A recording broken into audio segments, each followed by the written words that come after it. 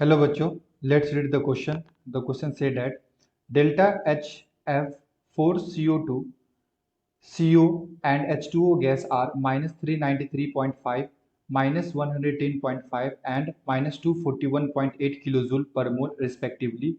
The standard enthalpy change in kilojoule for the relations. Okay, and हमारे पास एक reaction दे रखा है CO2 gas plus H2 gas gives CO gas plus H2O gas and हमारे पास 4 options है। पहला option में दे रखा है 524.1, सेकेंड में दे रखा है 41.2, सी में दे रखा है माइनस 262.5 एंड डी में दे रखा है माइनस 41.2। ओके, तो बेसिकली हमारे पास एक रिएक्शन है CO plus H2 gives CO plus H2O gas. Okay, and इस रिएक्शन का हमें इंथैल्पी चेंज बताना है एंड बेसिकली हमें इसमें कुछ गिवन है हीट ऑफ फॉर्मेशन है ना, लाइक CO2 का दे रखा है, CO का दे रखा है एंड H2O का दे रखा है। तो आइए बच्चों सॉल्व करते हैं इस क्वेश्चंस को। एंड अब मैं अगर सबसे पहले बात करूं यहाँ पे की कॉन्सेप्ट की, तो बेसिकली ये जो क्वेश्चन है ये आपका आया है हीट ऑफ रिएक्शन से, heat of reaction. Okay, heat of reaction से आया है एंड हमारे पास रिएक्शन है CO2 gas plus H2 gas gives CO gas plus H2O gas. Okay, and कुछ हमारे पास गिवन वैल्यू है, गिवन वैल्यू को चेक कर लेते हैं।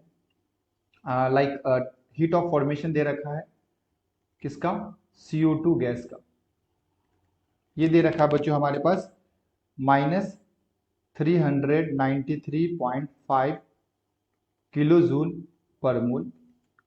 इसी तरह से heat of formation of CO gas दे रखा है minus 110.5 kilo joule per mole and heat of formation of H2O gas दे रखा है, ये दे रखा है माइनस 241.8 किलो जूल पर मोल। ओके, तो ये हमारे पास कुछ गिवन डाटा है। तो जब भी अपने को हीट ऑफ फॉर्मेशन दे रखा है, ठीक है, तो उस टाइम पे हम लोग क्या करते हैं, हीट ऑफ रिएक्शन निकालने के लिए सिंपली आपको फॉर्मूला यूज करना है summation of change in enthalpy heat of formation of product minus summation of delta H nought of formation of reactant. ठीक है, तो ये कॉन्सेप्ट को यूज करके हम लोग यहाँ पे हीट ऑफ रिएक्शन को फाइंड करेंगे।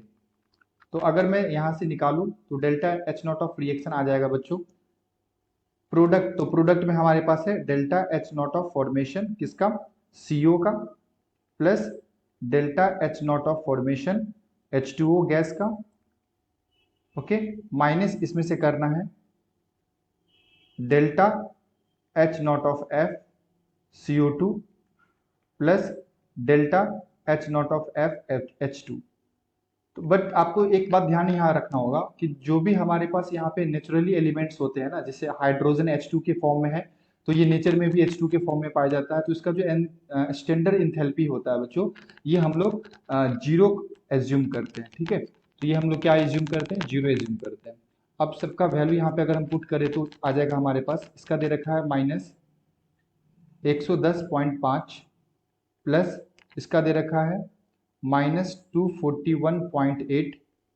ओके, एंड CO2 का दे रखा है बच्चों माइनस 393.5 एंड H2 का तो हम लोग ने जीरो कंसीडर किया है, तो ये आ जाएगा minus 110.5 plus minus minus 241.8 minus minus ये प्लस हो जाएगा 393.5, तो ये आ जाएगा बच्चों माइनस 352.3 प्लस 393.5।